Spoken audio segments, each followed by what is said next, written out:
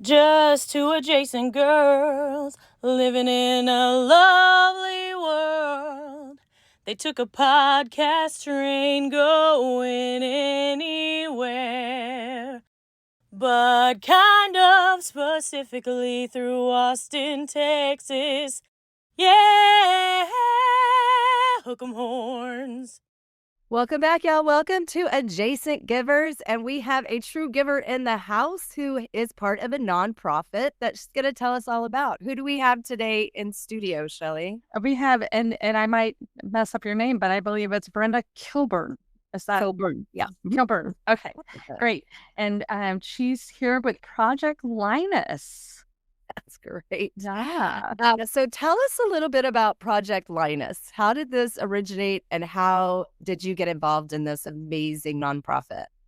Okay, well, Project Linus is a national organization. It started back in 1995.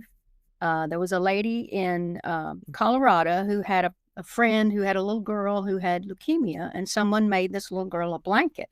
And she saw how much it meant to that little girl. And so she started making blankets and taking them to the hospital. And it just caught on. Now there's, I think there's over 300 chapters in all of the United States. We're just one of, many. And like I said, it's national. Our blankets, we're the Central Texas chapter. And our blankets go to Williamson, Travis, Hayes, and Bastrop counties. And Project Line, the goal or the mission or whatever you want to call it, is to bring comfort, to show kids that we care about them, and to do that through making blankets. We don't take store-bought blankets. Everything has to be handmade. I love that. We call them warm hugs. Warm hugs. They're comfort blankets. They're not make the bed blankets. These are comfort comfort blankets. Oh, I bet there's stories of people that had those blankets, and they, one of our guests mentioned that she had a blanket from you guys, and she's a 22-year-old woman, and she's still talking about that blanket, and it's like how powerful a message. We have had a lot of people who say, I want to make blankets for you because either I got a blanket or my child got a blanket. There was one time I got an email from a girl, and she said, I am I think she was a sophomore, freshman in college. And she said, I got a blanket when I was a child. And she said, it's worn out and I need it. Can you give me another one? Oh, my land. Oh. Yeah. So, wow. I did a lot to the children, and I think some, to the parents too.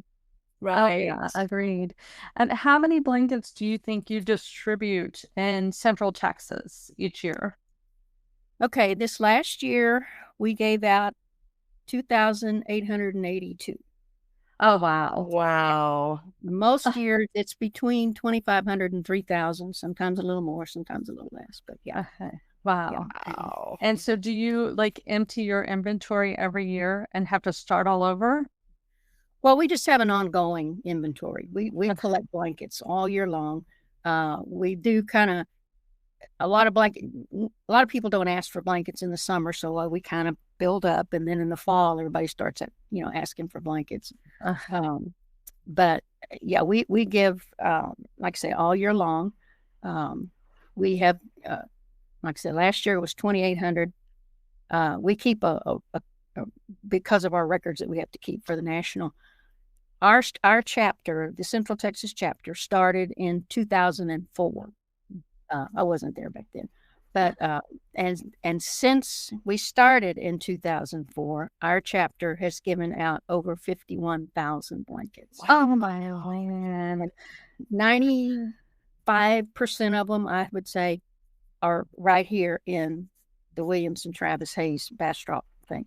We give occasionally, if there's like a national disaster, we will send to them to different areas. But most, the biggest majority of our blankets stay right here in Central Texas. Wow! Oh my goodness, that is so heartfelt. It is. Yeah, it's a wonderful experience. I get to deliver all the blankets, or most of them. Oh, that's So, and I don't see the children that get them, but the people who receive them that are going to give them to the children.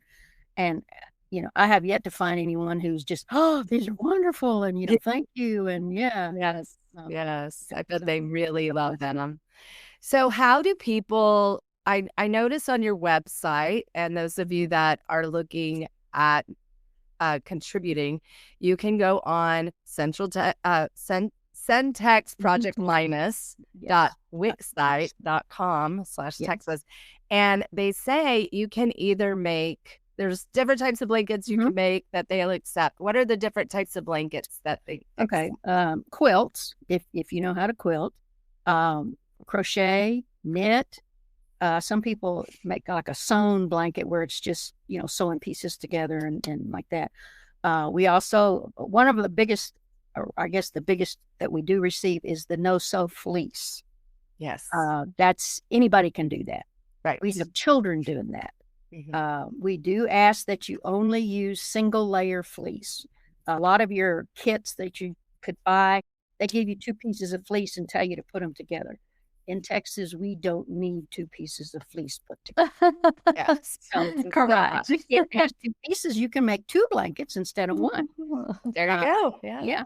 And we also have come to the conclusion that just having people cut the fringe is better than trying to tie knots. Okay. The knots are, if you know how to do it, it's great. But a lot of people don't. Right. And we get some very interesting blankets. Get some that look kind of like contour sheets. They're so tight. So tight. So that's one of the things we do at our we have a monthly meeting where we inspect the blankets, we label them, we bag them. And one of the things we do is, okay, this one needs some help. And we have some very dedicated blanketeers who will sit there and pulling out knots or cutting off fringe. And then that fleece is repurposed and somebody else takes it and actually does it right. Yeah. But it's the no-sew fleece. Kids can do it. We have a lot of school groups that do it. A lot of the nursing high homes. schools. Yes. Yeah. The high schools are now, I don't know if they can actually require it, but they are strongly suggesting that kids do community service. Yes. Yes. They can get community service by making blankets. Nah, so lovely. So, yeah. So that's great. So there's some pro tips for those of you that want to do the no-sews for sure. Yeah, that sounds like it. Yeah, I can and I can always email me. I have a list of instructions, and I have a picture, and I don't have it with me right now, that shows the different way you can, besides just cutting the fringe, you can cut the ends of the fringe and kind of dress it up a little bit. And so I can send that to them if they would like that. I can send that to them. Well, send it to us, and we will put it on our website in the show notes, and then people can access that, because we will link your information in the show notes as well and put it on our website. So where did you grow up? Brenda? I want to know a little about you. Okay. I am born and raised right here in Austin. Okay. I was born at the old Seton Hospital. Y'all probably don't even know where that is. It's not there anymore. I graduated from Reagan High School back when it was Reagan High School. Yeah, Reagan Raiders. I was actually in the second graduating class. Wow. I had to start high school back when I was in school. Junior high was 7 through 9, and then high school was 10 through 12. So I had to do 10th grade at Austin High because they didn't build Reagan High School until after they built Nelson Field, which my parents were very upset about. But anyway, so then we are in Texas, Brenda. Football. Yeah, right. Yeah. But I graduated from Reagan. And then when my husband and I married, we moved out south, and I have been out south ever since. What part of South Austin? I'm a Southie. Okay, I live right off of Stastny and Manchac, close to Crockett High School. Oh, yeah, great. Yeah. Awesome. So we're from Austin as well. I was born in Brackenridge, and we went to Johnston when Johnston was open. And So we Well, definitely knew our Reagan Raiders. Children went to Johnston. They were in the Liberal Arts Academy. Okay. And and of course it's not anymore either. But Right. But yeah, my children, instead of going to Crockett, which is like walking distance, they went to Johnston. Right. I've got a good education. So Yeah. Yes, it was a great school. I miss it very much, but progress, whatever. yeah. Do you ever enjoy some Conan's pizza? Yeah, there's one right up the street from me. I haven't had it in a long time. Yeah. But yeah, there's one right up the street from me there on Stassney. Yeah. Well, the catfish parlor is over there too. Oh yeah. Catfish is awesome. And that's That's a whole lot easier to get. And by the way, they have great salads there. If you ever if you go there, the salads are delicious. Brenda, how did you get involved with Project Linus? Yes. What led you? I had a friend at church and she was doing it. And so she said, "Here, you can do this. You know how to sew." And so I started doing it. I started just making blankets. But I was working at the time and I didn't have a whole lot of time. And then once I retired, I became a little more involved. And the lady who was the chapter coordinator sort of talked me into, "Would you just help me? Would you just help me?" Yeah. Well, that didn't work out. It became, "You are it now." I've been the chapter coordinator now since 2013, I think. Oh, wow. Wow. Thank you so much for all of your I service. sometimes I'm going, I'm getting too old for this, but because you got, like I say, I end up having to deliver most of the blankets, and a bag of blankets can get pretty heavy. Yeah, Right. I bet it's so bad. And 20, almost 3,000 blankets a year have to be delivered. And so that is, I mean, it's spread out over the year, so that helps. But we do have some big orders. Communities and schools, they work with counselors in the different schools. They usually order 200 to 300 a year. Oh, wow. So I'm waiting on them right now. I've got blankets ready. I'm just, whenever they get ready to give me the okay, I'll deliver them. But I go all over. Do you have to turn people down because you don't have enough blankets? Do you ever have to turn? Well, sometimes I just have to tell them, "Can you wait a little while?" Okay. Most of the time, I do have enough blankets. There are times when they want specific sizes that I say, "Oh, wait a minute, let me," and I'll have to get with my blanketeers or wait to the next meeting or whatever. But yeah. So far we've been able to fill every order. I could say sometimes they just may have to wait a little while. Okay. Yes. Yes. Are you seeking more blankets? Oh, always. Okay. You can never have enough blankets. Okay. Maybe some help with delivery would help as well. And I have several of my blanketeers who have offered to help, but part of that is the logistics. I have the key to the storage room, so I'd have to still go and Yeah. When and the deliveries. One lady. We take 30 receiving blankets to Del NICU every month, and she does that for me. So that helps. But I have people who will help if I just can't do it or whatever. Yeah. That's good. When the delivery is probably an enjoyable part of the process. Yes. Yeah. It makes all the driving more. Like the other day, I had to drive. I live in South Austin. I had to drive to Pflugerville, so I drove up I-35, which is, so it's like 40 minutes, and it took me less than 5 minutes to drop them off, and then another 40 minutes. Yeah. How am I doing this? But those blankets were needed, so it's good. It's good. It's all good. Well, what a giving heart. Such a good. And does your chapter also receive cash donations or you can well, actually, Well, yeah, you can. The easiest way is to do online giving, and that's Okay. through the national organization. It's projectlinus.org, and you just designate the Central Texas chapter. Okay. That's the easiest way to do it. If you want to give just a donation, you can send it to me, but you make the check out to Project Linus. Don't make it to me. And then all of our funds go up. Our national headquarters is in Belton, Missouri. And so all of our funds go up there. And then if we need funds, we draw off of that account. So if you designate Central Texas chapter. Yes. Okay. Yeah. This is And wonderful. if you we accept donations of fabric, of batting, a yarn. That's, the main things. If, like you're cleaning out somebody's house or somebody is downsizing and deciding they can't sew anymore, we have a lot of people that will give us their fabric, which is great because then that helps our blanketeers because, we don't get paid and we don't get, we have to buy everything.